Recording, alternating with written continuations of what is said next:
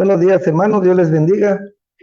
Es un placer para mí estar aquí al frente de ustedes y poder traer el mensaje de la palabra del Señor. Para los que no me conocen, mi nombre es Serapio Torres, soy de aquí, originario de Cárdenas, Tabasco, y ahorita estoy sirviendo a la iglesia en el Estado de México, en un municipio llamado Huehuetoca. Y pues nos tocaron venir de vacaciones, un descanso después de todo el arduo año de trabajo y como siempre esperando este momento para venir a la tierra, a probar el pozol, todas las cosas que tenemos nosotros como tabasqueños que son muy atractivas para nosotros, pero pues también como siempre los días pasan volando y las vacaciones, espera todo el año que llegue este momento y luego se va, sientes que se va volando, ¿no? Pero pues en realidad es la percepción de cada uno de nosotros. Bueno, hermanos, hoy quiero hablar de un tema que creo que es muy importante como iglesia entender la división del pueblo de Israel. El pueblo de Israel se dividió a pesar de ser un pueblo que viene de una misma raíz, es un pueblo que surgió de un mismo padre, Abraham, y de ahí Isaac y Jacob, a pesar de ser hermanos de un mismo padre, el pueblo se dividió. Y la división de este pueblo se debió a los celos, a la mala comunicación que existía entre ellos como hermanos, también a la desconsideración y la falta de liderazgo dentro del mismo pueblo. Pero creo que una de las razones fundamentales que causó la división del pueblo de Israel fue la idolatría. Y vemos en la escritura que el surgimiento del pueblo de Israel fue por Abraham. Dios llama a Abraham y le dice, Abraham, sal de tu tierra y de tu parentela. ¿Y por qué Dios le pide a Abraham que salga de su tierra? ¿Por qué le pide que se aleje de su familia? ¿Por qué Dios le pide a Abraham que se aparte de todo su núcleo familiar? Bueno, si vemos la historia y en Josué también nos dice de que Abraham era de Ur de los Caldeos y dice que su padre era una persona que fabricaba ídolos. Era un pueblo completamente idólatra, Ur de los Caldeos. Y cuando Dios le dice a Abraham, sal de tu tierra y de tu parentela, es porque Dios quería alejar a Abraham de todo ese ámbito, de toda esa contaminación que él pudiera tener dentro de su familia. Y le dice, aléjate, vete a un lugar donde yo te voy a designar. Abraham, sin saber a dónde, se fue de su tierra y de su parentela. Y eso lo podemos encontrar en el libro de Génesis, capítulo 12, versículo 1. Pero vemos que a pesar de que Dios quiso separar al pueblo de Israel de la idolatría, siempre el pueblo buscaba la forma de cómo idolatrar imágenes. Después de mucho tiempo que ya el pueblo de Israel, Dios lo saca de Egipto y lo lleva a la tierra prometida, vemos que a pesar de que ellos ven todas las maravillas, ellos ven todos los milagros que Dios hace para poderlos sacar de Egipto, no es suficiente para ellos todo eso que ven. Y cuando van en el desierto, Moisés se sube al monte Sinaí, llamado por Dios para entregarle las tablas de la ley, para que esas leyes son las que van a guiar al pueblo de Israel durante toda su vida. Y cuando cuando Moisés está hablando con Dios, Dios le dice, Moisés, baja de inmediato porque el pueblo se ha contaminado. Vemos que el pueblo, después de esperar 40 días y 40 noches a Moisés, esperando que bajara de hablar con Dios, vemos que ellos se desesperan y ellos le dicen a Aarón, Moisés ya no va a venir. Creo que Moisés ya está muerto. Vamos a hacernos un Dios. Vamos a hacernos un ídolo. Y a pesar de que Aarón era el encargado de instruir al pueblo en las leyes espirituales, vemos que él cede ante la presión del pueblo y le dice, bueno, tráiganme pues todo el oro que tenga. Y Aarón empieza a construir un becerro de oro de todo lo que el pueblo le trajo, y vemos en Éxodo capítulo 32, versículos 4 y 11, y vamos a darle lectura a este pasaje. Dice Éxodo 32, versículo 4 al 11, y él, desde el 3, entonces todo el pueblo apartó los arcillos de oro que tenían en sus orejas y los trajeron a Aarón. Y él los tomó de las manos de ellos y les dio forma con buril, e hizo de ello un becerro de fundición. Entonces dijeron, Israel, estos son tus dioses que te sacaron de la tierra de Egipto. Miren cómo tan rápido el pueblo se había olvidado quién los había sacado de Egipto y ahora le estaban dando la gloria y la honra a un becerro de oro. Y viendo esto, Aarón edificó un altar delante del becerro y pregonó a Aarón y dijo, mañana será fiesta para Jehová. Y al día siguiente madrugaron y ofrecieron holocaustos y presentaron ofrendas de paz, y se sentó el pueblo a comer y a beber, y se levantó a regocijarse. Entonces Jehová dijo a Moisés, anda, desciende, porque tu pueblo que sacaste de la tierra de Egipto se ha corrompido. Pronto se han apartado del camino que yo les mandé, se han hecho un becerro de fundición y lo han adorado, y le han ofrecido sacrificios y han dicho, Israel, estos son tus dioses que te sacaron de la tierra de Egipto. Dijo mas Jehová a Moisés, yo he visto a este pueblo que por cierto es pueblo duro de cerviz. Ahora pues, déjame que se encienda mi ira en ellos y los consuma, y de ti yo haré una gran nación, una nación grande. Entonces Moisés oró en presencia de Jehová su Dios y dijo, oh Jehová, ¿por qué se encenderá tu furor contra tu pueblo que sacaste de la tierra de Egipto con gran poder y con mano fuerte?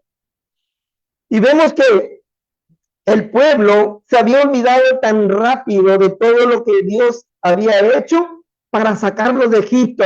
Se habían olvidado de las plagas, se habían olvidado de que había abierto el mar para que ellos pasaran sin ningún problema. Se habían olvidado de la nube que iba cubriéndolos del sol y de la lumbrera que los iba alumbrando durante la noche. Se habían olvidado de todo eso. Y estaban dando holocausto, gloria y honra a un becerro de oro. ¿De dónde sacó el pueblo todo esto? Bueno, el pueblo había estado aproximadamente 430 años cautivos o esclavos, no todos los 430 años, pero gran parte habían estado conviviendo en un lugar que era completamente idólatra. Egipto tenía un Dios para todos y ellos adoraban cualquier cosa que ellos creían una deidad y le daban el poder a esa deidad. Y el pueblo de Israel se había contaminado con eso. Por eso Dios los saca de Egipto y los lleva a una tierra prometida. Dios siempre quiere apartar al ser humano de la contaminación que puede haber a su alrededor.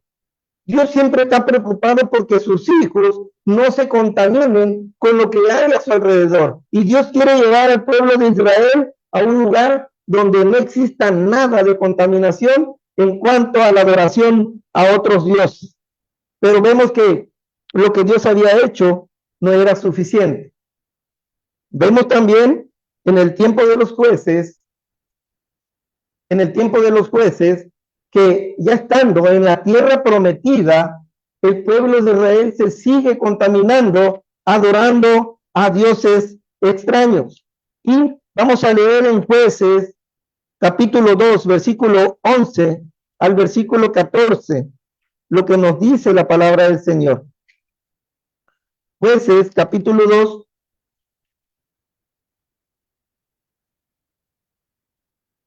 versículo 11 al versículo 14.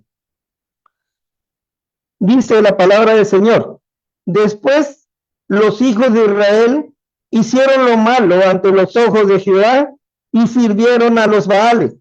Dejaron a Jehová, el Dios de sus padres, que los había sacado de la tierra de Egipto, y se fueron tras otros dioses, los dioses de los pueblos que estaban en sus alrededores, a los cuales adoraron, y provocaron a ira a Jehová.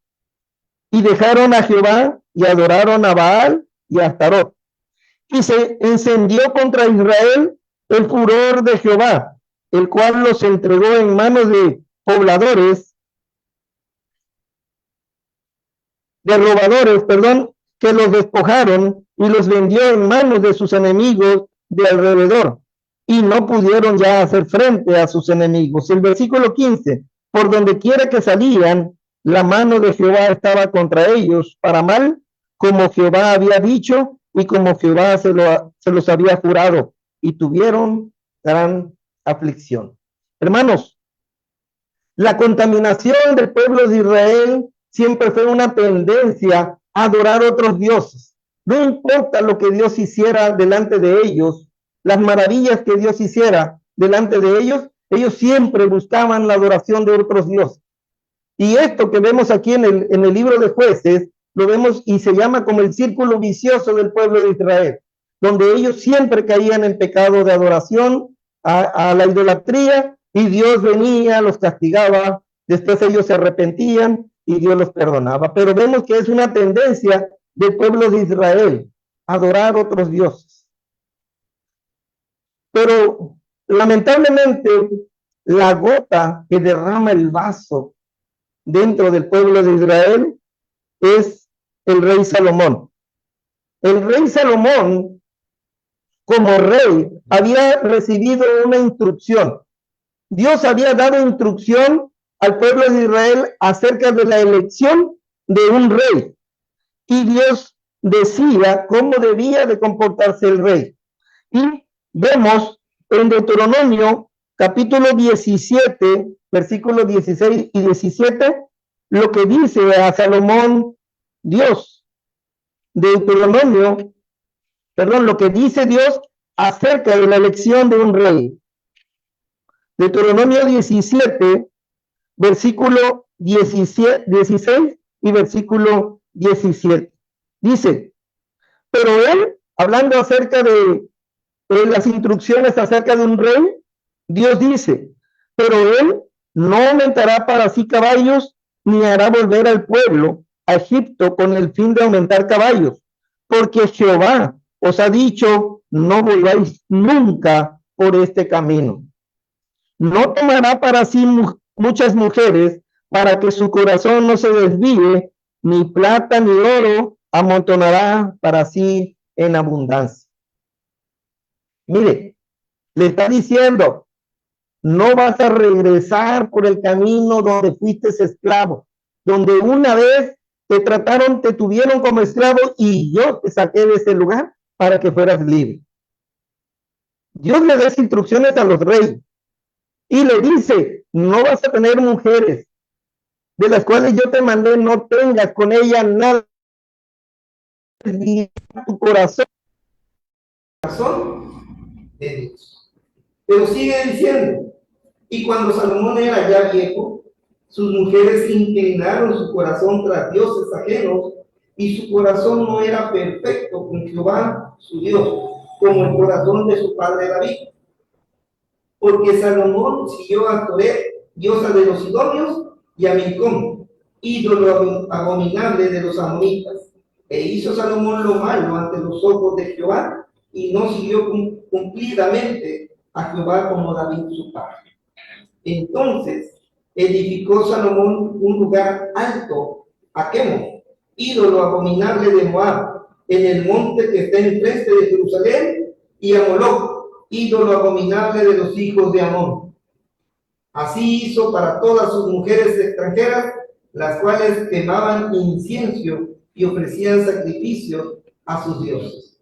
Y se enojó Jehová contra Salomón, por cuanto su corazón se había apartado de Jehová, Dios de Israel, que se le había aparecido 2 veces y le había mandado acerca de él que no siguiese a dioses ajenos, mas él no guardó lo que le mandó Jehová. Y dijo Jehová a Salomón: por cuanto ha habido esto en ti, y no has guardado mi pacto y mis estatutos que yo te mandé, romperé de ti el reino y lo entregaré a tu siervo. Hermanos, cuando nosotros no cumplimos con la ley de Dios, todo acto de desobediencia tiene una consecuencia. Salomón era el rey de Israel. Salomón era el principal indicado en cumplir la ley de Dios, porque como rey, lo que él hiciera, todo el pueblo lo iba a hacer. Si él instruía al pueblo en seguir la ley de Dios, todo el pueblo lo iba a seguir. Pero como él no instruyó al pueblo en seguir la ley de Dios, sino que instruyó al pueblo a la idolatría, todo el pueblo se contaminó con idolatría. Y cuando Dios ve esto, le dice a Salomón: voy a quitar el reino de tu padre. Yo había prometido a tu padre que no iba a faltar descendencia. Te prometí a ti que no te iba a faltar descendencia. Pero por tu desobediencia, yo voy a quitar el reino de tu mano. Y vemos en Segunda de Crónicas, hermanos, en Segunda de Crónicas 7, 15 al 22, el pacto que Dios hace con Salomón. Leamos Segunda de Crónicas, capítulo 7, versículo 15 al 22. Segunda de Crónicas 7, 15 al 22, y dice: ahora estarán abiertos mis ojos y atentos mis oídos a la oración en este lugar. Está hablando Dios. Porque ahora he elegido y santificado esta casa para que esté en ella mi nombre para siempre, y mis ojos y mi corazón estarán allí para siempre. Y si tú anduvieres, ahí está Dios hablando con Salomón, y si tú anduvieres delante de mí, como anduvo David tu padre, e hicieres todas las cosas que yo te he mandado, y guardares mis estatutos y mis secretos, yo confirmaré el trono de tu reino, como pacté con David tu padre, diciendo: no te faltará varón que gobierne en Israel.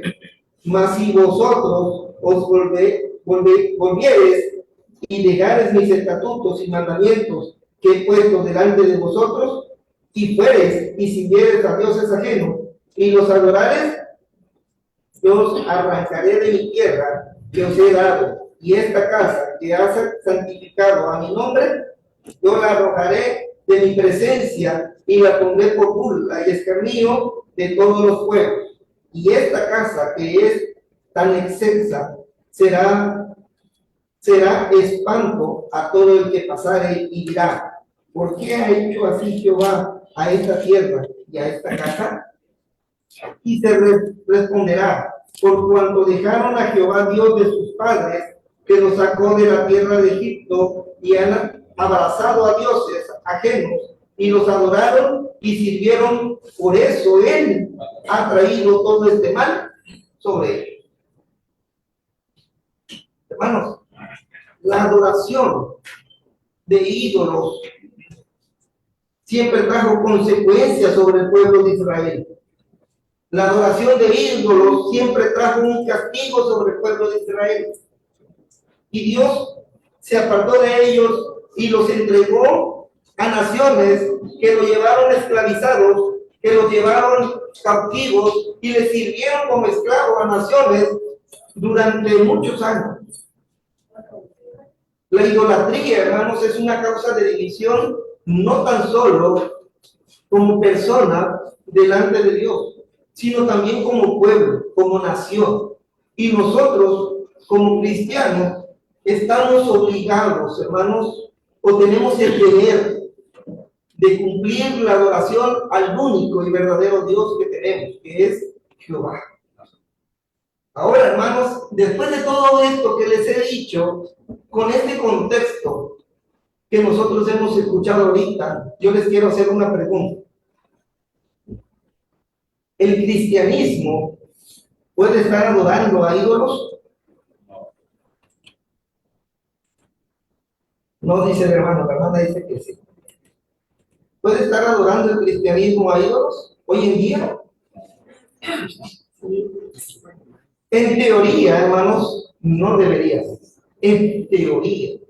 Pero en la práctica sí lo estamos haciendo. Practica el cristianismo, la idolatría, muchas veces sí la practicamos. ¿Por qué, hermano? Porque a pesar de no estar arrodillándonos ante una imagen, a pesar de no estar adorando a algo físico como una imagen, podemos estar adorando cosas que nos distraen de la presencia de Dios. La palabra idolatría, hermanos, la palabra idolatría viene del griego eidolon y de la palabra latris, que significa imagen o figura, y latris significa devoto. Esta palabra significa que se trata de atribuir poderes sobrenaturales a objetos materiales como estatuas, amuletos o imágenes. Pero hoy en día, hermanos, a pesar de que el pueblo de Dios no se arrodilla ante una imagen, podemos estarnos arrodillando hacia ciertas cosas que nos distraen de la presencia de Dios o que nosotros mismos les estamos poniendo un poder superior al de Dios, como el materialismo. Puede ser una forma de idolatrar. Cuando nosotros nos enfocamos en las cosas materiales y le damos más importancia que Dios, se vuelve nuestro Dios. Por eso, hermanos, el materialismo es algo que puede distraer la mente del ser humano de Dios, porque le damos mayor importancia, porque lo ponemos por encima de Dios. Nadie puede estar por encima de Dios, cualquier cosa. Y el materialismo es algo que nos puede distraer de Dios. El materialismo puede tener consecuencias negativas en la vida de las personas, como por ejemplo la disminución de la empatía. Nos volvemos personas insensibles a lo que los demás están viviendo, a lo que los demás están sufriendo. Nos volvemos personas faltas de empatía. Nos volvemos personas que nos aislamos. Nos alejamos de la presencia de Dios. Pero también el materialismo nos vuelve personas que nos vamos deteriorando, hermanos, de las relaciones entre hermanos. El materialismo puede ser algo, hermanos, que una persona materialista dice, asocia el éxito con lo que posee, juzga a los individuos por lo que tienen y prioriza, hermanos, las cosas materiales. El materialismo hoy en día se puede volver un ídolo dentro del cristianismo porque le damos más importancia que a Dios mismo. Hermanos, hoy la iglesia debería estar llena. Hoy la iglesia debería de tener muchos hermanos aquí. Si el hermano Jesús, que es de los más antiguos aquí, tuviera una lista de cuántos hermanos han sido bautizados en esta iglesia, creo que el número ascendería a 200, 300 personas, como mínimo. Pero ¿dónde están estos hermanos? ¿A dónde han ido? Nos hemos preocupado más por nuestra vida material, por las cosas materiales que poseemos, que por la adoración a Dios. Hoy domingo es un día principal de adoración a Dios. Y nada, hermanos, nada en este mundo nos debe de distraer de este momento de adoración. Porque es el momento en que participamos de la comunión de Dios. Es el momento en donde como hermanos participamos de una comunión como hermanos. Y eso, hermanos, es lo que nos acerca a Dios mismo. La adoración que hoy hacemos nosotros nos permite estar más cerca de Dios, de reconocer a Dios como nuestro único Dios al cual debemos adorar. Pero cuando nos preocupamos porque decir es que Es domingo, hermanos, si me puedo ganar 300 pesitos, me puedo ganar 200 pesos, 500 pesos. Hermanos, el materialismo se vuelve nuestra adoración. Por eso hoy en día el cristianismo quizás no se arrodilla ante una imagen, quizás no esté plegando hacia algo, pero lo estamos haciendo hacia las cosas materiales. Y eso nos desvía de nuestra visión que debe de ser Dios mismo. Por eso en Hebreo dice, puesto los ojos en Jesús, el autor y consumador de la fe. Jesús fue el que murió por nosotros. Él entregó su vida. Él lo dio todo por nosotros. Y hoy en día, hermanos, el materialismo puede ser una razón de adoración para el cristiano. Por eso, hermanos, debemos de tener presente que no hay nada más importante que Dios en nuestra vida. Por mucho, hermanos, que anhelemos tener algo, por mucho que deseemos tener algo, alguna posesión, no hay nada más importante que Dios. Algo, hermanos, y otro punto en cuanto a algo que se puede volver nuestra adoración es la familia. Perdón, hermanos, antes de eso quiero que vayamos a Mateo 6:25. Se me había olvidado este texto. Mateo 6:25. ¿Quién lo tiene? ¿Lo puede leer, por favor? Por tanto, os digo, no os afanéis por vuestra vida, que habéis de comer o que habéis de beber, ni por vuestro campo, que habéis de cuerpo, que habéis de vestir. ¿No es la vida más que alimento y el cuerpo más que vestido? Muchas veces nos afanamos, hermanos, en esas cosas materiales, cuando claramente nos enseña la Escritura que, ¿por qué nos preocupamos por ello? Dice la Escritura, ¿no ves a los pájaros? Cómo Dios los alimenta y no trabajan, no hilan. ¿Y cómo Dios los alimenta? ¿No ves las flores del campo? Cómo Dios las viste, que ni Salomón dice. Nuevamente volvemos a tener la imagen de Salomón. Se vistió como una de ellas. ¿Y por qué preocuparnos, hermanos, por las posesiones materiales? ¿Por qué preocuparnos, hermanos, por las cosas materiales cuando sabemos y confiamos en Dios que Él nos dará todo lo que nosotros necesitemos? Ahora sí, hermanos, el segundo punto puede ser la familia. ¿No le ha pasado a usted que muchas veces la familia le visita en un domingo? Y precisamente cuando usted ya está lista para ir a la iglesia, o cuando usted está listo. Dice, hermanos, en Lucas 14, capítulo 14, versículo 26, dice la palabra del Señor. ¿Quién lo tiene? Lo lee, por favor. Si alguno viene a mí y no aborrece a su padre y madre y mujer e hijos y hermanos y hermanas, aún también su propia vida no puede ser mi discípulo.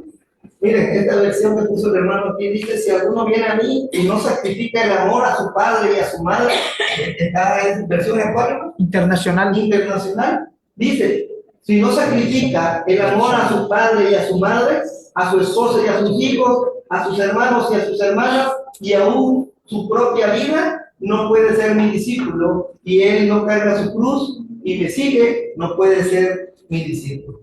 Hermanos, la familia es importante. Yo creo que a cualquiera de ustedes le preguntáramos qué haría usted por sus hijos, usted diría, doy la vida por mis hijos. Pero a pesar de todo eso, hermanos, de la importancia que tenga la familia en nuestra vida, no puede ser más importante que Dios. No hay nada en este mundo que sea más importante que Dios. Si mi familia me llega a visitar un domingo, hermano, cuando yo voy a la iglesia, vámonos, acompáñenme, vamos a adorar el nombre de Dios. Muchas veces nosotros como cristianos podemos dejar de hacer cosas importantes en nuestra vida por nuestra familia, pero ellos no lo hacen por nosotros. Muchas veces nosotros preferimos dejar las cosas más importantes como Dios por seguir a nuestra familia que ellos hacerlo por nosotros. Y aquí nos dice bien claro, si alguno no viene a mí y no sacrifica el amor, hermanos, es darle la importancia a Dios más que a tu propia familia. No te está diciendo que lo odies, no te está diciendo aborrece. Cuando dice aborrece, no te está pidiendo que odies a tu familia, no, sino que tú sepas en niveles de importancia dónde está Dios. Nos dice el mismo Mateo: busca primeramente el reino de Dios y su justicia, y todas las demás cosas vendrán por añadidura. No importa, hermanos, no importa lo que yo anhele en mi vida, no importa lo mucho que yo ame a mi familia. Lo importante, hermano, es cuánto amo a Dios y qué importancia le estoy dando a Él, en qué nivel de importancia lo estoy poniendo a Él.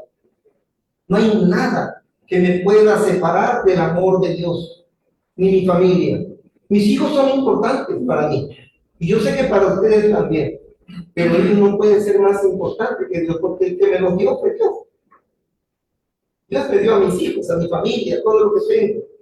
Entonces, hermano, yo tengo que aprender a darle el nivel de importancia a Dios, el cual Él merece. Y no hay nada que pueda ser más importante que Dios. Pero cuando yo le doy más importancia a mi familia, a mis hijos, a mi madre, a mi padre, que a Dios mismo, los estoy poniendo por encima de Dios y se vuelve mi ídolo. Por eso, hermano, la pregunta en el principio: ¿puede el cristianismo estar adorando a dioses? Sí puede, hermanos. No debe, pero sí puede, porque le estamos dando mayor importancia que a Dios mismo. Cuando nuestra confianza está depositada en el material, en el materialismo, en mi familia, lo estoy poniendo por encima de Dios mismo. Porque mi confianza debe estar en Dios y en nadie más, porque es el único que me puede ayudar, es el único que me puede dar a mí lo que nadie me puede dar, que es la vida eterna. Cuando yo pongo a Dios en nivel de importancia más alto que cualquier cosa, no hay nada que me deba de preocupar en mi vida personal y espiritual. Y como último, hermanos, otro Dios que podemos estar nosotros adorando sin darnos cuenta es el dinero. Muchas veces esto va relacionado al trabajo. Nos afanamos tanto en trabajar, nos afanamos tanto en, es que me están ofreciendo horas extras, pero tengo culto en la iglesia, pero no corto. Prefiero trabajar, porque esto me va a redituar, esto me va a dejar mayor ganancia que ir a la iglesia a reunirme. Dice en Mateo, en 1 Timoteo, capítulo 6, versículo 10, porque el amor al dinero es la raíz de toda clase de males. Por condicionarlo, algunos se han desviado de la fe y se han causado muchísimos sinsabores. Hermano, la palabra de Dios no está diciendo que el dinero es malo. ¿O es malo el dinero? No. Lo que está diciendo es el amor al dinero. Cuando yo me aferro, cuando yo le doy mayor importancia al dinero que a Dios, cuando yo pongo mi confianza y mi fe en el dinero, entonces, hermanos, lo estoy volviendo mi ídolo. Muchas veces cuando estamos enfermos, en lugar de arrodillarnos y pedirle a Dios: Señor, ayúdame con mi enfermedad, ayúdame a salir de esta situación, cualquiera que yo esté viviendo, yo digo: no, es que tengo dinero y voy con el mejor doctor y él me va a ayudar. Y nuestra confianza está depositada en el dinero, no en Dios, cuando debe de ser al revés. Primero mi confianza en Dios, que es el único que me puede ayudar en cualquier tipo de dificultad. Y después, hermanos, si tengo dinero, buscar la ayuda que me permita mi economía. Pero no poner mi confianza en Dios. Porque cuando ponemos nuestra confianza en el dinero, hermanos, lo estamos volviendo nuestro ídolo. Lo estamos volviendo más importante que a Dios mismo. Entonces, hermanos, viene otra pregunta. ¿Tienes tú algún ídolo en tu vida? Piénsalo. Yo no lo sé, pero Dios sí lo sabe. ¿A qué le estás dando más importancia? ¿A qué estás poniendo más encima que a Dios mismo? Hermanos, para concluir, lo que quiero traer con todo esto, hermanos, es que la Escritura nos deja un gran ejemplo con el pueblo de Israel. Todo lo que hizo el pueblo de Israel y todas las consecuencias que pagaron por la idolatría que ellos llevaban a cabo. Las consecuencias de esclavitud que ellos vivieron con pueblos opresores que los llevaban cautivos durante muchas décadas, durante muchos años. Hoy en día quizás nosotros no nos vamos a arrodillar ante una imagen, pero sí nos podemos estar arrodillando ante ciertas circunstancias, hermano, a las cuales le estamos dando más valor que a Dios mismo. Esa usted las conoce, esa usted la sabe, pero tenemos nosotros que tener presente que cualquier decisión que nosotros tenemos puede traer una consecuencia sobre mi vida. Quizás yo por eso no salgo de la situación que estoy, porque estoy confiando más en otra cosa que en Dios mismo. Por eso quizás no estoy solucionando mis problemas como debo de hacerlo, porque estoy confiando más en otras soluciones que en Dios mismo. Y eso es una forma de idolatría que la iglesia hoy en día puede estar sufriendo por darle mayor importancia a ello que a Dios mismo. Y tenemos que pensar y tenemos que recapacitar qué es lo que estamos haciendo y si estamos adorando a algo más que a Dios, creo que estamos a tiempo de retroceder y buscar el camino correcto que Dios nos ha dado a uno de nosotros. Porque es el único que nos puede dar salvación, es el único que nos puede ayudar, es el único que nos puede dar la vida eterna. El pueblo de Israel practicaba muchos sacrificios para limpiar sus pecados, pero ninguno los eliminaba, solamente los cubría. El sacrificio de Cristo es el único que nos vino a dar a nosotros libertad, salvación, para que libremente podamos decidir lo que nosotros hacemos en nuestra vida. Hoy en día la iglesia, hermano, tiene que decidir a quién va a adorar. Dice Josué, le dice Josué al pueblo de Israel, mi casa y yo, dice, serviremos a Jehová. Ustedes busquen a quienes van a adorar. Si a los ídolos que adoraban nuestros antepasados o al Dios de Israel. Hoy en día, hermanos, esa es la decisión que está en cada uno de nosotros. ¿A quién vamos a adorar? ¿Al Dios verdadero o a los ídolos que hay hoy en día que la iglesia puede caer en este tipo de idolatría? Pensemos muy bien esto, hermanos. Analicemos. Dios nos ha dado la bendición de vivir un año más. Estamos a 2 días de terminar este año y de empezar otro. Pensemos muy bien qué vamos a hacer con nuestra vida. ¿Cómo vamos a adorar al Dios verdadero? ¿Le vamos a dar la importancia que requiere nuestro Dios? ¿Que nosotros como cristianos tenemos que dar a nuestro Dios? ¿O vamos a seguir dándole importancia a otras cosas materiales que no nos van a llevar a ningún lado más que a la perdición? Pensemos muy bien en esto, hermanos, y que Dios nos bendiga en esta manera. Amén.